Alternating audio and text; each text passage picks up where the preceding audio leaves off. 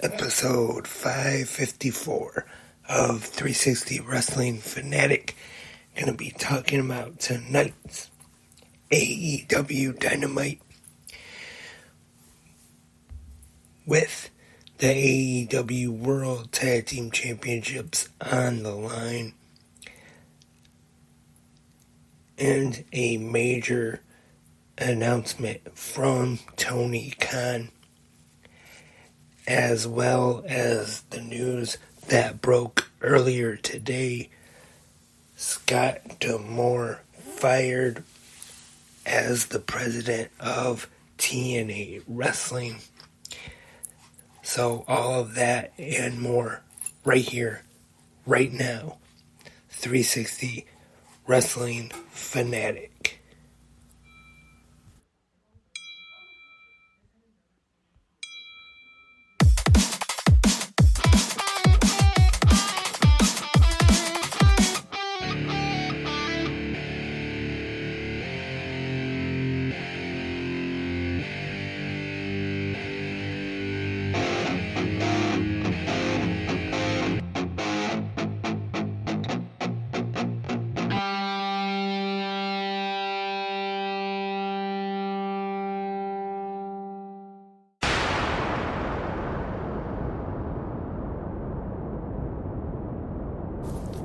Hello, Wrestling Fanatics.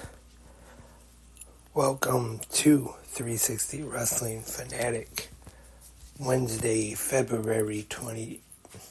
Sorry about that. Let me rewind a little bit. Wednesday, February 7th, 2024. It's Wednesday. You know what that means. Time to talk about a huge episode of AEW Dynamite from tonight. And earlier this afternoon, there was a special bonus breaking news episode from 360 Wrestling Podcast talking about the news that broke today. Anthem, the parent company of TNA Wrestling, firing Scott D'Amore as president. But I will talk about that a little later on after the Dynamite recap. But first, unfortunately, I didn't mention this yesterday, and that was the passing of country singer Toby Keith. I believe he was 62 and passed to stomach cancer, unfortunately.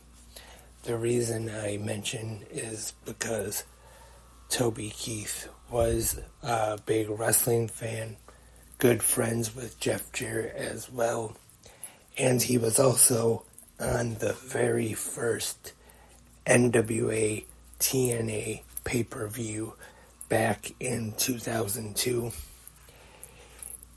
was performing his song Angry American, and Jeff Jarrett came out, interrupted him.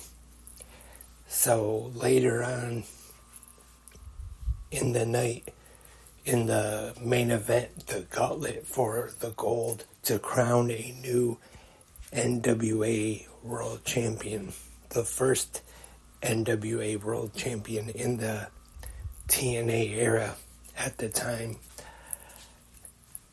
He came out, suplexed Jeff Jarrett, and then assisted Scott Hall and eliminated Jeff Jarrett in that match.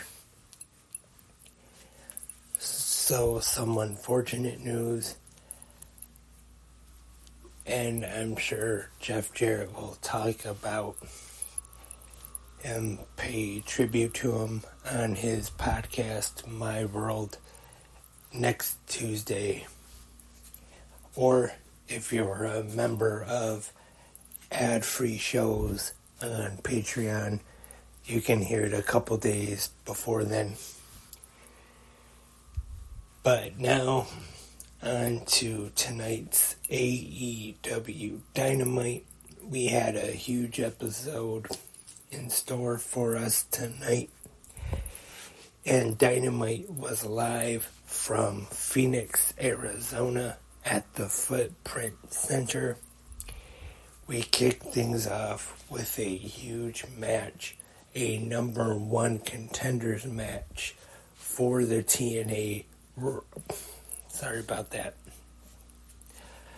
For the AEW World Heavyweight Championship at the AEW Revolution pay-per-view, the winner will be going on to face Samoa Joe. Our commentators for tonight, Tony Schiavone, Excalibur, and the Human Suplex Machine, Taz. So as I said, we start things off. Hangman Adam Page versus Swerve Strickland. Prince Nana, of course, in the corner of Swerve Strickland, doing the now infamous Prince Nana Swerve When I Drive dance. This was a great match. I just want to start off by saying that these two went at it, and at one point, even out on the guardrail, and we saw the dead eye on the ring apron, and as the announcers really put over on tonight's broadcast was now that AEW also has the LED screens on the ring aprons, is that adds to it. And looks like Swerve Strickland is about to defeat Hangman and become the number one contender for the AEW World Championship. But then we find out that the time has expired. It is a 30-minute time limit draw. And after the match, Swerve Strickland gets on the mic and asks for 5 more minutes. But Hangman says, you had to beat me to become number one contender. You didn't beat me. And then Tony Schiavone gets the word on his headset from Tony Khan, and he announces that March 3rd at the Revolution pay-per-view, it will be a 3-way match for the AEW World Championship. Samoa Joe defending against Hangman Adam Page and Swerve Strickland. And then after Hangman was walking up the aisle saying he didn't beat me, very upset. And that's one thing that was definitely interesting about this show tonight. Building up to it so far, Hangman was the babyface, Swerve Strickland as the heel, but tonight, that crowd in Phoenix definitely baby-faced Swerve Strickland tonight. They were behind him. Maybe not the whole crowd, because actually there was one point during the match when they did the spot on the guardrail out there. There was a lady cheering real loudly for the Hangman.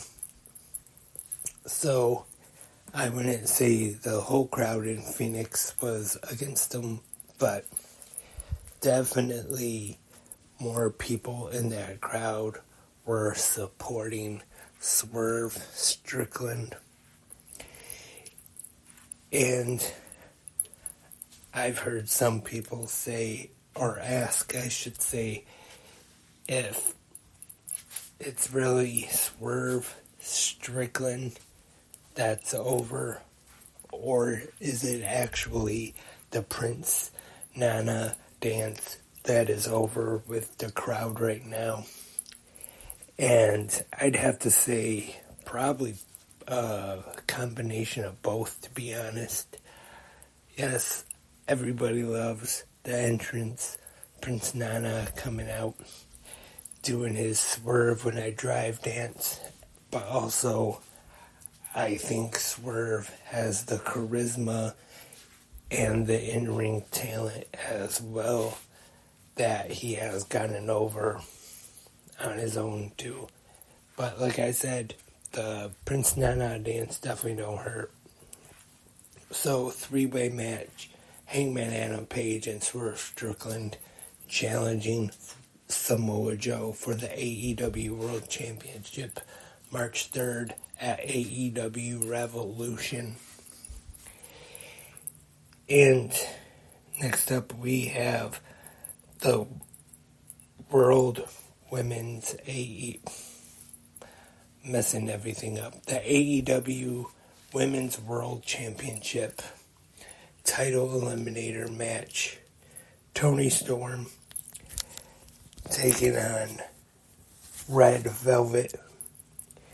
And during this match, the number one contender for the AEW Women's Championship, the virtuosa Deonna Purrazzo, is on commentary.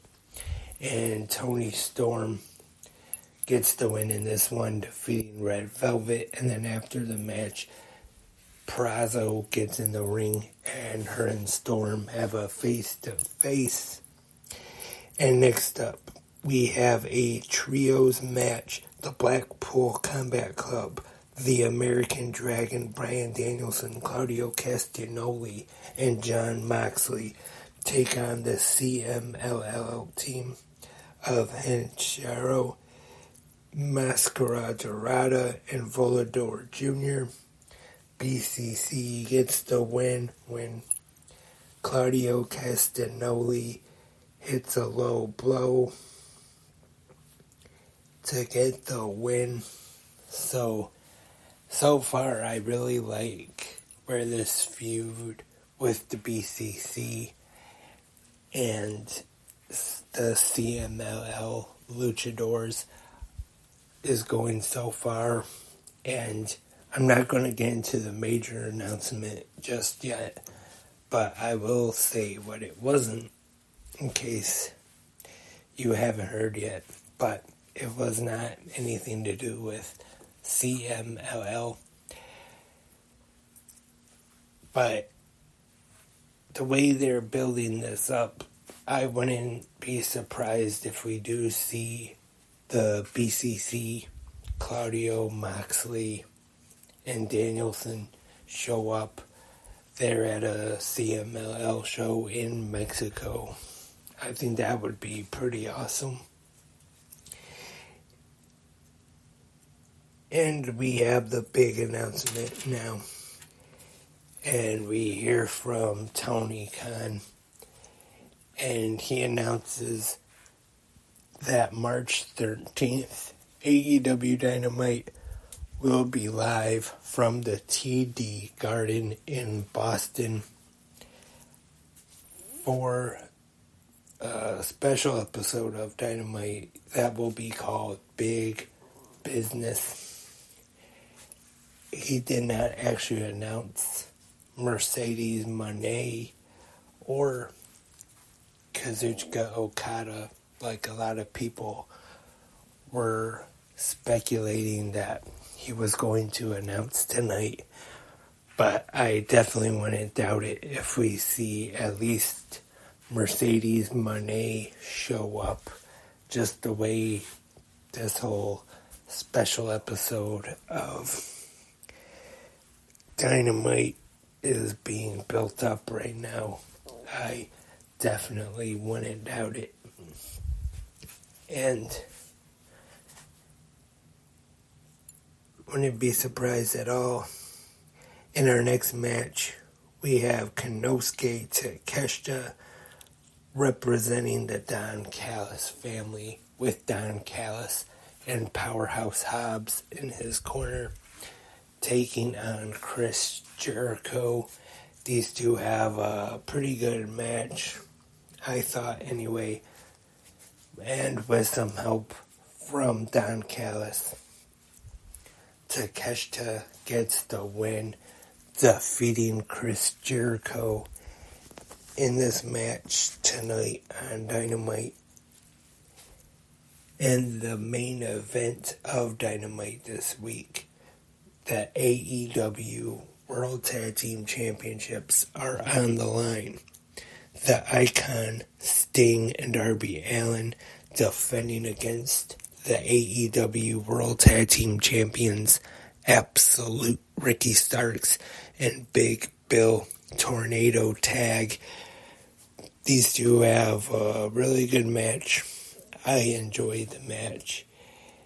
And Sting did do a balcony dive, which the last few years or so, Sting has been in AEW. That is something he has been doing in the big matches. And it is Sting and Darby Allin defeating Starks and Big Bill to become the new AEW World Tag Team Champions. Sting and Darby celebrate in the ring. Sting's two sons come into the ring to celebrate with their father. Everybody's happy. The confetti going everywhere.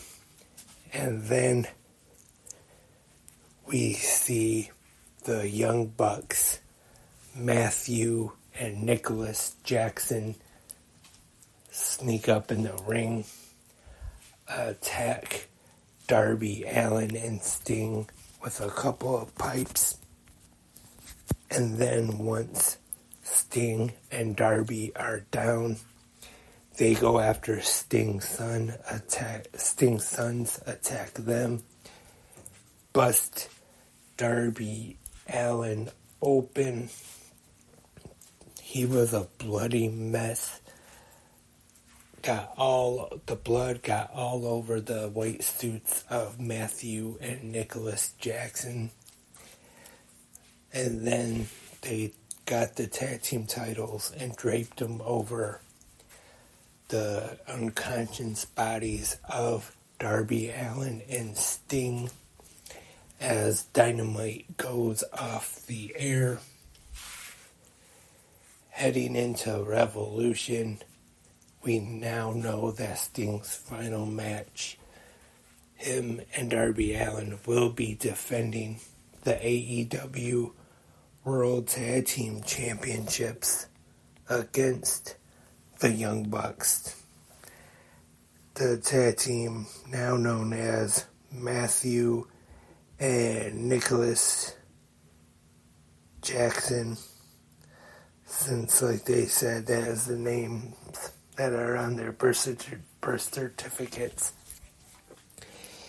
And I've talked about here on the podcast lately is that I had a feeling when they announced this tornado tag for the titles tonight that they might have Sting and Darby win them and then maybe drop them to the Young Bucks at Revolution. But we will have to wait and see. And that was tonight's AEW Dynamite.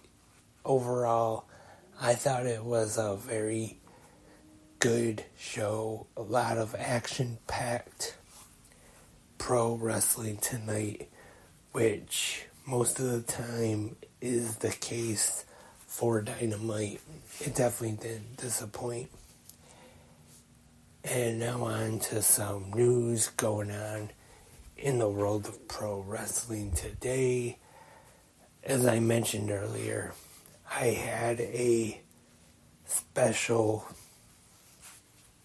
breaking news update, I guess you could call it, this afternoon, earlier today. And I just wanted to come on real quick and talk about the firing of TNA President Scott D'Amore. by Anthem, and I guess it's because they wanted somebody with their own company or something like that. I said this earlier, in my opinion, it's a mistake, and I'm not surprised, but I have seen several TNA stars comment on it. They're not happy about it. Didn't think they would be. Scott D'Amore, very well liked in the locker room with the TNA roster. I talked about earlier how TNA was, I don't know if I would say it was almost dead, but it was definitely struggling, going through some problems at one time. And then Anthem purchased the promotion from the Carters, and he turned it around. And maybe he wasn't the only one, but he definitely was a big part of, you could even say, saving TNA. First started off with him and Don Callis running the wrestling part of the company, and then Don Callis left for AEW, and then eventually he would be named president of the company. And he did such a great job. They said he was the one who helped spark the relationship between TNA and WWE. Did you ever think the last few years in the Royal Rumble match, we would see the current Knockouts champion at the time? A few years ago, it was Mickie James. And then this year, we saw Jordynne Grace with the TNA Knockouts championship around her waist in the Women's Royal Rumble match. Scott D'Amore had a lot to do with that. And to be honest, I don't know if there's any interest. I don't know what they would have him do as a job. But I think WWE, AEW, even MLW, or any wrestling promotion in the world right now, I think they would benefit from having a Scott D'Amore in their promotion somehow, helping out. Great mind for the business. And once again, I just want to say, in my opinion, that this, I think, is a big mistake on Anthem's part. But who knows?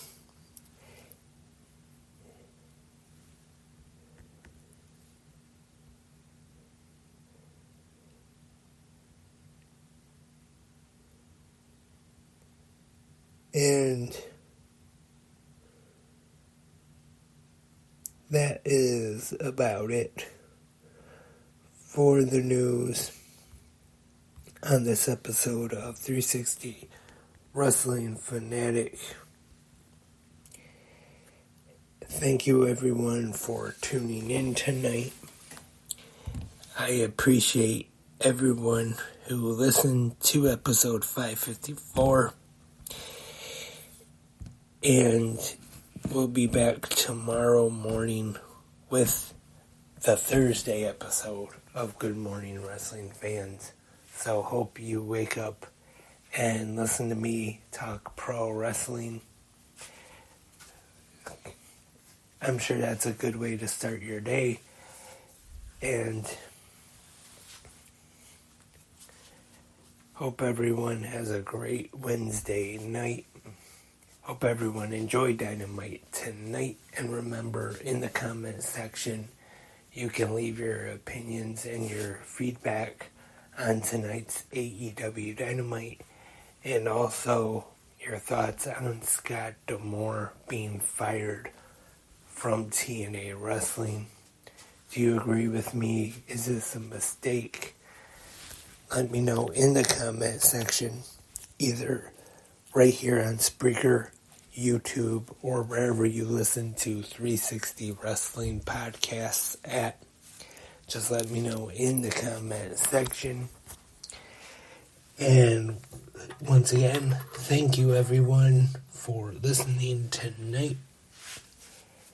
And until tomorrow morning, for Good Morning Wrestling fans, I am Lance, and I am a wrestling fanatic.